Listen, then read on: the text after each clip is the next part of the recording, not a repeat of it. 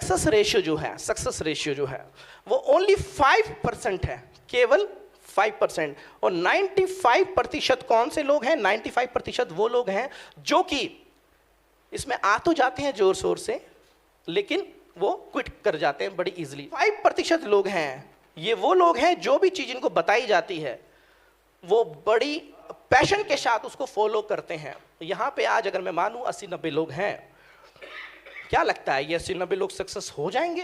होने चाहिए, मेरी गॉड से दुआ है हो जाए, आप सभी लोग सक्सेस हो जाए। जिस ड्रीम के साथ आप यहाँ पे आए हैं, जिस सपने के साथ आप यहाँ पे आए हैं, जिस लक्ष्य के साथ आप यहाँ पे आए हैं, वो पूरा हो जाए जल्दी से जल्दी। लेकिन अकॉर्डिंग टू डेटा, हम तो डेटा के अनुसार ही हम चलने वाले हैं ना। हम यहाँ पे 80-90 लोग हैं, लेकिन डेटा ये बोलता है कि 5% लोग ही सक्सेस होते हैं। अब 80-90 का 80 लोगों का 5%, 4 लोग। अब 4 कौन होगा मुझे नहीं पता, वो 4 वो भी हो सकते हैं, वो जो बैठे हैं पीछे 4 वो लोग, 4 वो भी हो सकते हैं, 4 ये भी हो सकते हैं।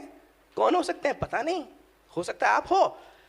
रीजन इसके पीछे ये होता है कि हम जो ट्रेनिंग देने वाले हैं, कल से जो हम ट्रेनिंग दे रहे हैं, ट्रेनिंग तो हम सब के लिए होती है, फर्क ये पड़ता है उस ट्रेनिंग को ले कौन रहा है। क्या आप उन 5% में शामिल होना चाहते हैं? थैंक यू, बिल्कुल होना चाहिए। सबसे पहला चीज हम देखते हैं अप्रोच। अप्रोच कहते हैं, और सुना भी होगा आपने, approach is a key to success. Approach is a key to success. Approach यदि आपने गलत तरीके से कर दिया, पहली ही सीढ़ी अगर आपने गलत तरीके से रख दिया, आगे आप जहां भी जाएंगे कदम लड़खड़ाते रहेंगे आपके। और फिर होगा क्या? होगा ये, यार मैंने बहुत कोशिश किया था मैंने करने का, बट मुझसे होता नहीं है। गलती उनकी नहीं है, गलती उनके अप्रोचिंग मेथड में है। एक छोटी सी स्टोरी सुनाता हूं, उससे आप कनेक्ट कर सकते हैं। शायद स्टोरी आपने सुनी भी होगी।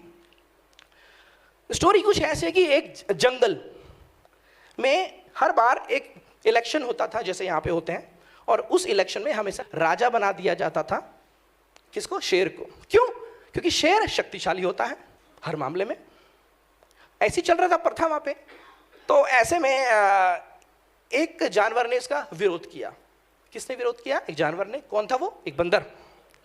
बंदर ने ये बोला कि भाई साहब ऐसा नहीं चलने वाला है, हमेशा ये जो शेर है यही राजा बनता रहेगा, ये तो मोनोपोली है इसकी, हम नहीं होने देंगे। अब तक होता है अच्छी बात है, बट हम नहीं होने देंगे। ये बात वो राजा जो था शेर, उसके कानों में पहुंच गई।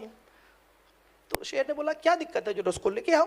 तो उसने, बंदर ने कहा यार ये बार बार आप ही राजा चुन लिए जाते हो, मुझे ऐतराज है इस पर, कभी दूसरे को भी मौका दिया जाना चाहिए। तो शेर ने बोला आप बनना चाहते हो? हाँ वैसे तो बना तो मैं भी चाहता हूँ। तो ठीक है, आप हो जाइए तैयार। क्या? मैं राजा? Very good, thank you very much. और फिर वो सिंहासन पे बैठ जाते हैं। कौन? वो बंदर साहब। अगले दिन क्या होता है कि एक लोमड़ी आती है उनके पास रोते रोते। किसके पास? राजा के पास। कौन है राजा? बंदर।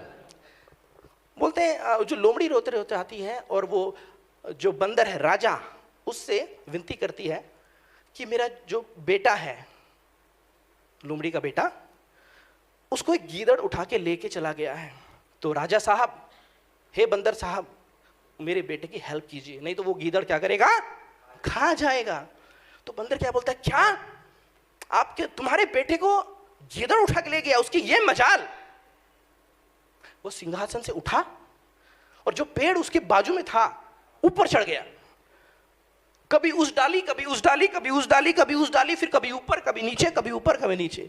लोमड़ी ने 10 मिनट तक वेट किया। 15 मिनट के बाद उसका सब्र नहीं हो पाया, क्योंकि सुनने में न्यूज आ गया था कि गीदड़ उसके बेटे को खा गया। अब लोमड़ी रोते रोते कहाँ गई? पुराने राजा के पास। पुराना राजा कौन था? शेर। लेकिन ये तो गजब हो रहा है, अन्याय हो रहा है मेरे साथ। क्या हुआ अन्याय? कुछ नहीं, मेरा बेटा को खा गया गीदड़। तो शेर ने बोला कि आप राजा के पास नहीं गए? मैं गई थी, मैंने बंदर को विनती भी किया। तो बंदर ने क्या किया? उन्होंने क्या किया राजा साहब ने? कुछ नहीं, बस वो उछलते कूदते रहे। अच्छा चलो ठीक है, उनको बुलाया जाए। मैं बंदर को बुलाया गया।